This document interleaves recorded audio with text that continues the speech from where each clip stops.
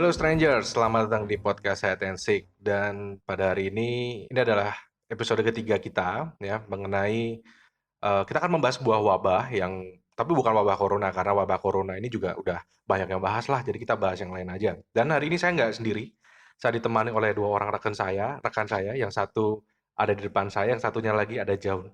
nun jauh di sana. Bisa memperkenalkan diri silakan. Saya Prima yang dekat ini. Oke, yang jauh. Saya Indra. Indra ini. Terima kasih Mas Pri atas undangannya sama Mas Peter. Oke, gue mas kayak mas aja, mas Teng, Terus apa? abang. Iya, jadi bro ya. Jadi si Indra ini lokasinya jauh, berada jauh ya. Dia ada di Bandung dan kita ada di Solo. Tapi kemajuan teknologi tidak membuat kita jauh, tapi menjadi semakin dekat. Bener nggak, Bro? Ya, sangat benar sekali. Stay at home.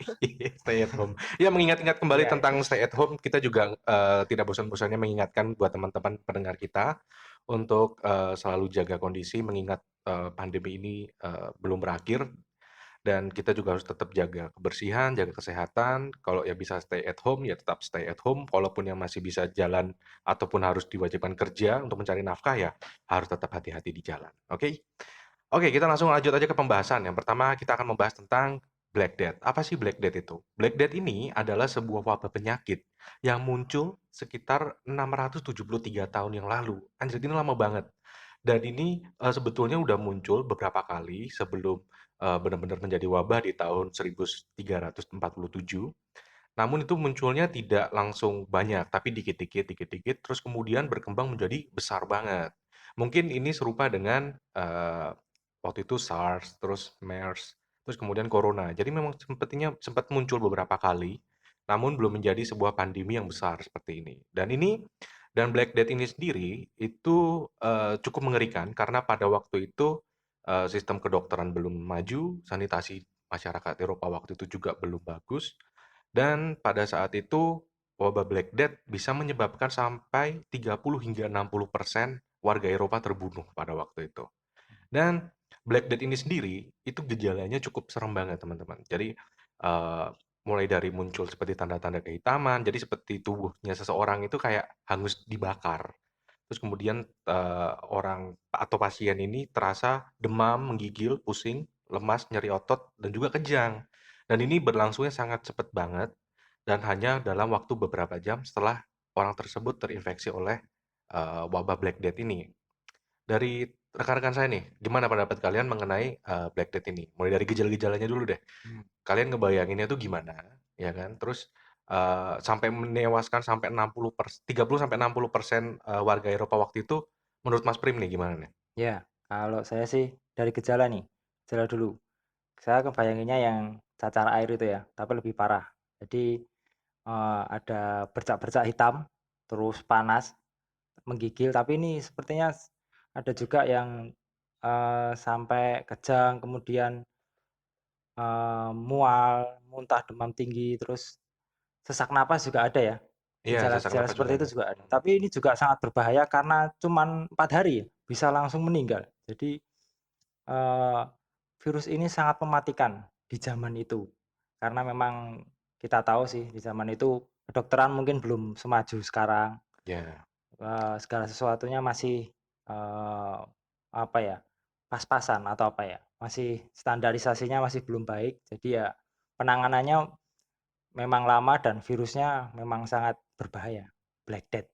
Black Wah, Death. namanya juga nyeremin, tapi Iya, juga asik sih, Black Death, kayak band band metal ya, metal. Black Sabbath gitu kan. Mhm. Black Sabbath Ada nggak sih Sabatau. Black Death ini, band Hah? metal Black Death ada nggak sih? Ya paling Black Sabbath yang paling deket nama-nama mirip-miripnya. Ndro, menurut kamu gimana, Ndro? Oke, ngeri sekali sih. Tapi namanya keren juga ya, Black Iya, Death. namanya keren. Ayo kita buat band Keren. aja yuk. Namanya Black Death gitu. Makanya.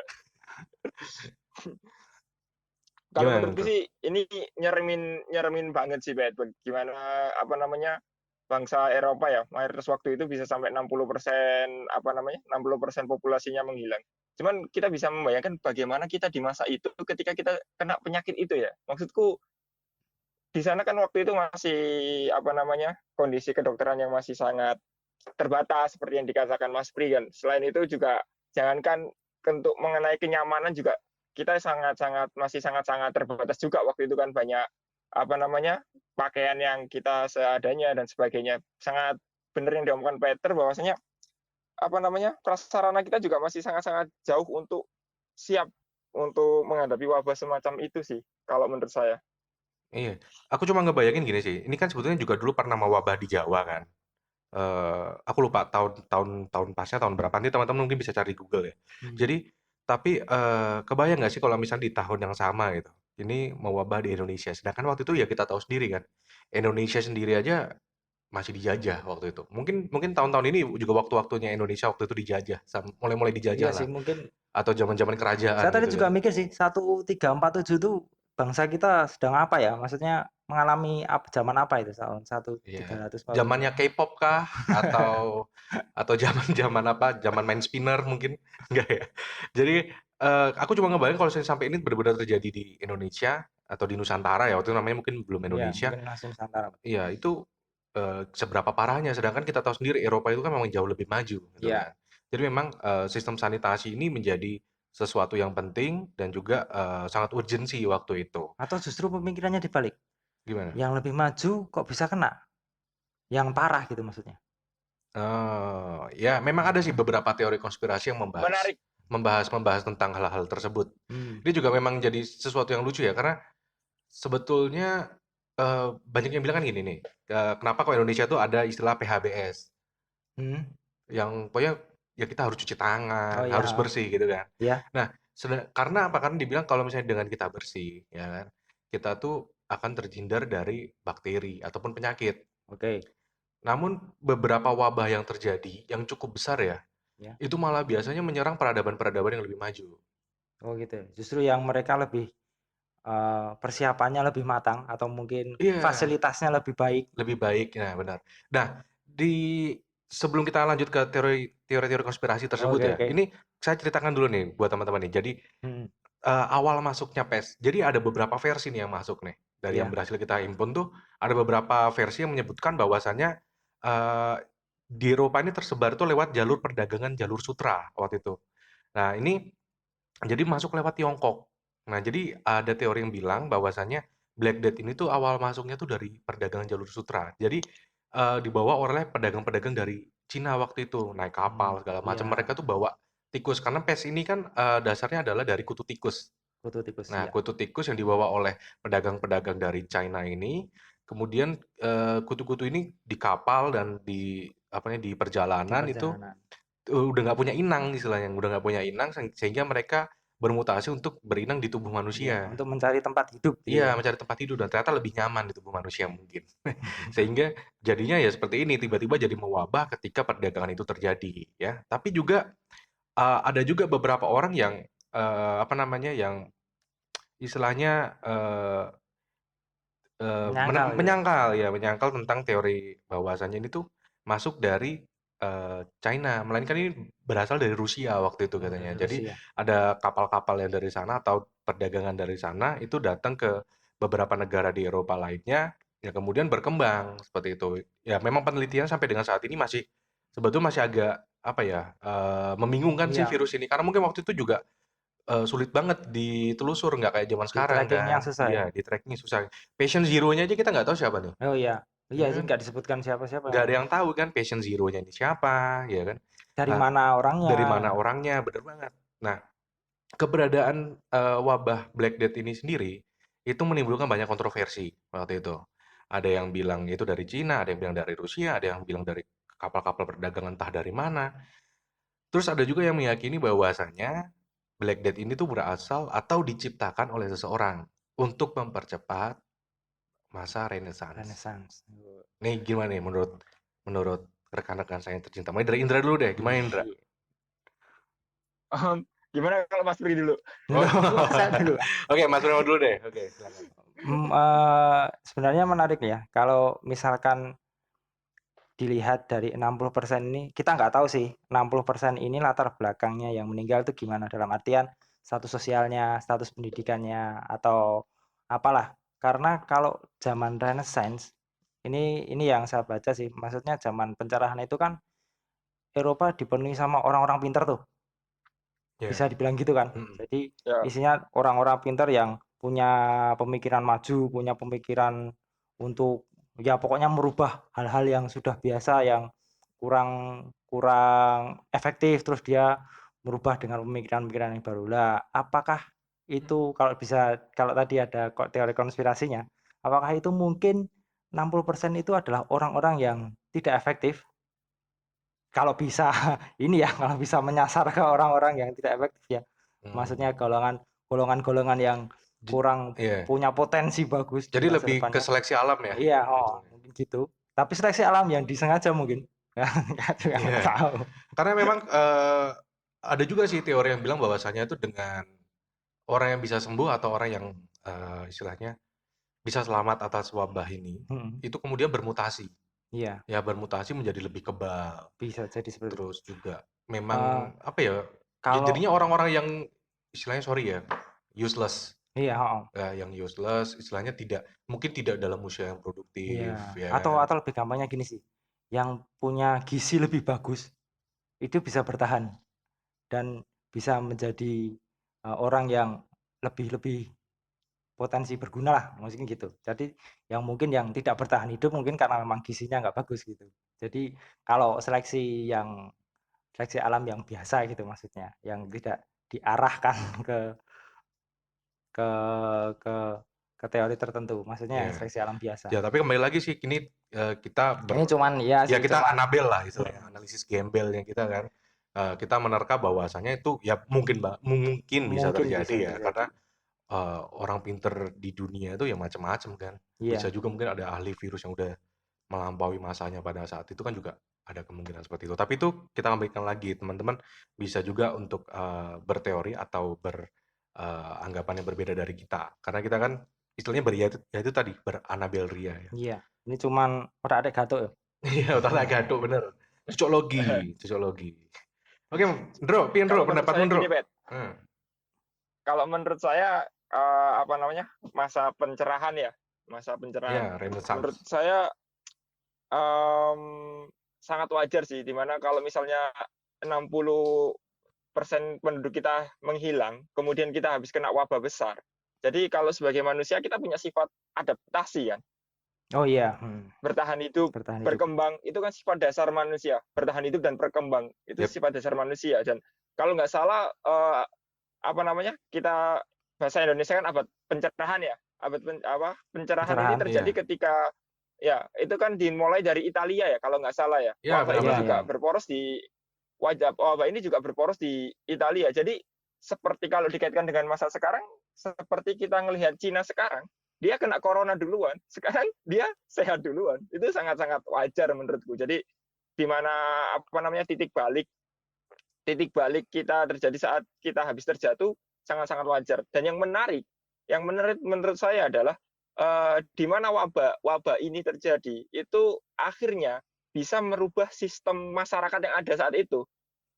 Oh iya. Mungkin kalau ditarik sampai zaman sekarang, akhirnya timbul yang namanya demokrasi, di mana dulu kita kerajaan. Sekarang apa ya? Gara-gara kondisi yang sangat sangat apa ya? Sangat-sangat kacau sehingga siapapun bisa menyuarakan atau berinisiatif untuk menjadi sesuatu. Mungkin Mhm. saja dulu ada keluarga yang dia ngerti masalah masalah apa namanya dia mempunyai pikiran yang bagus mengenai tata kelola kota gitu. Tapi dia tidak punya Tidak ada wewenang kesempatan untuk untuk oh ya. menata kota. Karena dia bukan dari orang-orang yang menjabat waktu itu gitu. Ketika banyak orang yang meninggal, akhirnya mungkin kita sama-sama kurang tahu ya. Kita tidak hidup di zaman itu, tapi mungkin ada kesempatan di mana Dia bisa pendapat menyuarakan ya. siapapun didengar. Didengar pada momen kritis itu sehingga pola pikir terbuka itu bisa membuat Italia menjadi apa ya? Menjadi ketukan pertama untuk Eropa menjadi sangat maju seperti sekarang ini. Menurut saya sih. Iya. Jadi itu sangat wajar ada Mungkin kayak apa namanya? gini Ndro. Sifat alami manusia.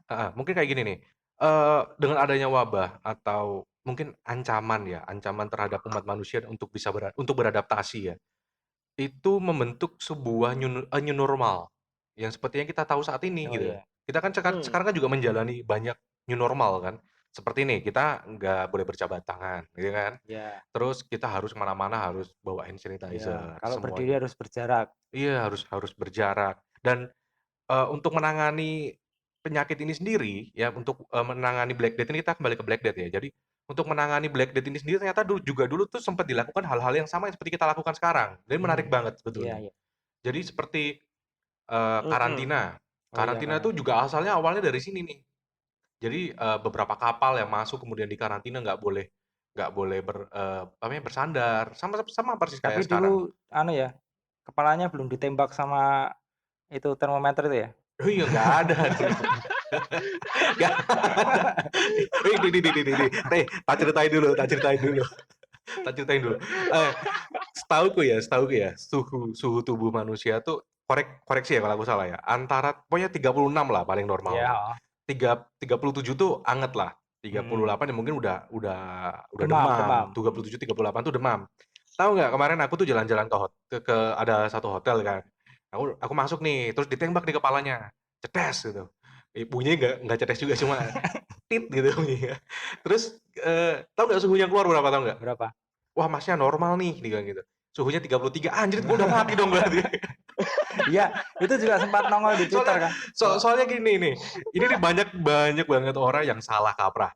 Banyak yang salah beli termometer, kalau nggak salah setting oh tuh. settingannya juga bisa Jadi tuh termometer yang dipakai mungkin termometer barang, bisa. dipakai buat nembak manusia gitu. Konyol sih. Oke, balik lagi ke Black Death ya. Jadi di Black Death sendiri memang banyak memunculkan a new normal yang Mhm. seperti yang aku setuju sih sama yang Indra bilang sih bahwasanya ini bisa menjadi sebuah titik balik setelah, waktu itu negara-negara di Eropa terjatuh ya, istilahnya Iya, terjatuh dalam sebuah wabah yang besar dan ternyata ya, di balik dari wabah ini ya, eee, entah entah mungkin ada teori mengenai, pengontrolan populasi atau seperti apa, aku juga kurang ngerti ya. Cuma intinya yang aku tangkap ya dari beberapa artikel yang aku baca bahwasanya adanya wabah ini, itu ternyata setelah selesai, itu tuh banyak beberapa dampak positif yang didapatkan oleh bangsa-bangsa Eropa waktu itu. iya. Seperti contohnya nih, eee, dengan semakin sedikitnya populasi waktu itu tuh, para pekerja mendapatkan kehidupan yang lebih layak, Oh iya.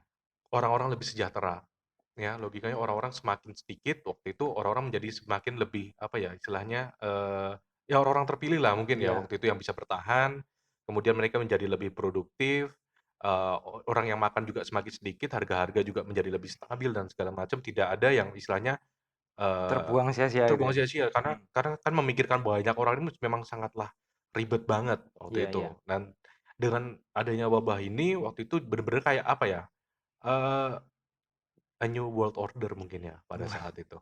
Ya di-restart gitu aja lah. Iya, seolah-olah kayak PC di-restart. di-restart gitu. Jadi karena hal itu juga sehingga banyak muncul teori-teori konspirasi bahwasanya, adanya wabah ini tuh untuk mempercepat, masa renaissance atau pencerahan Iya, itu. Mas. Karena pada waktu itu, seperti yang Indro bilang juga tadi sama Mas Prim bahwasanya, pada zaman-zaman sebelum pencerahan itu, memang semuanya tuh banyak didominasi oleh kerajaan ataupun dogma-dogma dari Dogma-dogma, gereja. iya, Jadi sehingga orang-orang pinter seperti yang kita tahu nih, salah satunya adalah Galileo Galilei, Galileo, ya. iya. Galileo tuh itu udah masa Renaissance ya kayaknya?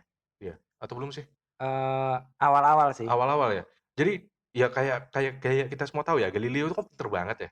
Dia berpendapat, malah dihukum sama gereja, Iya, ya kan. Jadi mungkin banyak orang berteori seperti ini karena memang akhirnya setelah masa-masa ini banyak, apa namanya, orang-orang pintar yang kemudian muncul, orang-orang yang istilahnya punya pandangan lebih lebih baik tentang masa depan, itu muncul di era-era Renaissance setelah wabah Black Death ini. Dan yang paling menarik, saya lanjut ke proses penyembuhannya. Jadi pada waktu itu tuh memang di, masa-masa Black Death itu proses penyembuhan tuh susah banget, seperti yang Mas Prim bilang tadi juga. Ini tuh dalam waktu 4 hari teridentifikasi bisa masuk iya, mati orangnya. langsung meninggal. Jadi parah banget. Nah, kemudian dari, proses penyembuhan yang sangat sulit dan sangat waktu itu bingung, ini tuh mau ngapain, akhirnya muncullah dokter wabah atau Platsch dokter, Pats dokter. ya, Platsch dokter. Platsch dokter ini adalah dokter yang menangani pasien-pasien, yang terkena, wabah pes ini, ya. Iya. Dan eksistensi dokter wabah ini sangat istimewa banget. Yang perlu teman-teman tahu, dia tuh memperoleh hak kebebasan untuk melakukan praktek-praktek yang sesungguhnya dilarang pada masa itu. Jadi karena udah bingung ya, mungkin. Iya, mungkin, eee, apa, untuk mencari ini sebabnya dan solusinya gimana gitu. Iya, dia bingung sampai akhirnya keluarlah pelacur dokter ini, akhirnya udah deh kita punya dokter, udahlah lu terserah mau ngapain, Iya. yang penting pasiennya sembuh. Mhm. Intinya seperti itu. Nah, gimana nih menurut dari Mas Prima sama Indra sendiri nih tentang pelacur dokter? Ini sebelum kita bahas lebih lanjut tentang pelacur dokter ya, kita lihat kostumnya segala macam dan Iya. kayaknya serem banget gitu. Gimana? Kakak Indra mau duluan? Iya. Kalau menurut saya sih, seru sih, seru seru seru. Maksud saya serunya gini, di mana plug dokter ini dia dikasih kebebasan ya, yang mana itu kan juga menimbulkan kontroversi kan, penyalahgunaan dan sebagainya, ada kecenderungan ke sana. Tapi menurut saya itu kebijakan yang sangat luar biasa gitu. Soalnya kalau kita, apa ya, tenaga ahli tidak diberikan keleluasaan, gimana kita bisa mencari, apa ya, mencari solusi dari masalah itu. Kan kita nggak tahu seperti apa ya, kita semua itu masalah tidak terjadi di masa lalu, itu masalah baru mungkin di waktu itu. Sehingga mungkin aja saya jadi dokter ya, kan itu apa ya, saya punya latar belakang ilmu yang menurut saya berkorelasi. Misalkan, oh jangan-jangan dengan dipijat ujung kakinya, itu wabah bisa hilang. Nah, itu kan akhirnya apa namanya, saya mencoba untuk membuktikan hal itu. Jadi menurut saya, gimana ya, poin saya itu intinya adalah dengan kejadian itu intinya pasti akan banyak praktek-praktek yang disalahgunakan, tapi ujung dari penyalahgunaan praktek itu sendiri adalah kemajuan dari ilmu pengetahuan untuk menyelesaikan masalah wabah di saat itu. Jadi menurut saya ini apa ya, kebijakan yang sangat sangat sangat apa ya, dilematis gitu. Di ketika itu dilaksanakan, kan banyak orang yang berargumen bahwasanya itu disalahgunakan, kemudian plak dokter juga disebut sebagai simbol Malaikat maut. kematian ya, Iya, Malaikat simbol maut malaikat ya. simbol maut. dari malaikat maut seperti itu kan. Tapi menurut saya pribadi itu memang harus dilakukan karena untuk memulai ketidaktahuan ya kita harus mencoba untuk melakukan sesuatu. Kalau menurut saya seperti itu sih. Iya. Menarik sih untuk plak dokter ini. Ya, waduh. Mas Prima gimana nih pendapatnya? Ya, kalau saya sih ini kan sebelum Renaissance ya. Setahu saya sih memang zaman dulu salah satu hal yang dilarang itu adalah mengotopsi tubuh manusia. Maksudnya dibedah, dilihat, diotopsi gitu. Setahu saya sih itu dilarang. Itulah kenapa dulu Leonardo da Vinci itu sembunyi-sembunyi kalau untuk mau menggambar Anatomi tubuh ya manusia anatomi ya. tubuh manusia Anatomi dalam-dalamnya. tubuh Ya, manusia. setahu saya sih gitu. Jadi Leonardo itu kalau ada teori yang mengatakan bahwa kalau Leonardo itu diperbolehkan dan, gambar-gambarnya dari dulu sudah boleh dipublikasikan, maka kemajuan kedokteran itu sudah 500 tahun lebih maju, katanya sih seperti itu. Itulah kenapa dulu Leonardo sembunyi-sembunyi untuk Mhm. mengotopsi tubuh manusia, melihat dalamnya, melihat kerangka, melihat, isi tubuh manusia lah. Jadi kalau itu mungkin salah satu yang dilarang dan maksudnya plak dokter ini boleh lakukan yaitu otopsi tadi kan. Jadi seperti tadi yang dibilang ya saya setuju kalau ini memang dibutuhkan, ya hal-hal yang dahulunya dilarang, kalau memang terpaksa dibutuhkan ya silahkan dilakukan. Tapi memang susah sih, untuk mengkontrol apakah ini, di jalur yang benar atau tidak, apakah yang mereka lakukan itu dengan prosedur-prosedur yang benar atau enggak. Saya bukan kedokteran sih, saya juga nggak tahu apakah prosedurnya itu Iya. bagaimana saya juga nggak tahu. Tapi ya memang seperti itu sih. Segala sesuatu memang ada positif negatifnya, tapi kalau hilangnya wabah ini, dalam artian Black Death ini salah satunya ada peran dari plak dokter ya harus perlu dihargai juga gitu kan. Dari segi kedokteran mereka perlu diacungi jempol, maksudnya mereka bisa menemukan solusinya gitu sih. Iya, kalau aku sendiri sih setuju. Tadi kayak, eee, gimana ya, plak dokter ini kan, terlepas dari kostumnya yang unik ya. Iya. Tapi sebenarnya saya suka kostumnya. Iya, Waktu Bang, saya lihat kemarin plak dokter, wah ini kostumnya asik sekali. Saya suka ini sebenarnya. iya, keren ya, kayak kayak Heeh. apa ya istilahnya, kayak Jadi sekte-sekte kayak tertentu kayak gitu ya. sekte dulu ya, kemarin tuh saya tak pikir ini apa sekte tertentu yang sering naik kuda itu kan, Anda tahu Iya, naik kuda heeh. pakai obor itu kan, oh ternyata beda dan asik juga ini. Dan ini, Plak Dokter sendiri sih, sebenarnya kalau menurut aku ya, aku setuju sama teman-teman bahwasanya kita perlu menghargai, apa ya, peranan Plak Dokter di sini ya. Karena Mhm. seperti kita tahu nih, begitu muncul wabah-wabah berikutnya kayak flu Spanyol sampai dengan sekarang COVID-19, banyak, mungkin nggak semuanya terinspirasi ya, mungkin paru burungnya mungkin sekarang nggak dipakai, Oh enggak, ya kan. tapi kalau Tapi masih dipakai ya asik juga sih. iya, cuma jangan deh, jangan malah bukannya sembuh malah tekanan mental.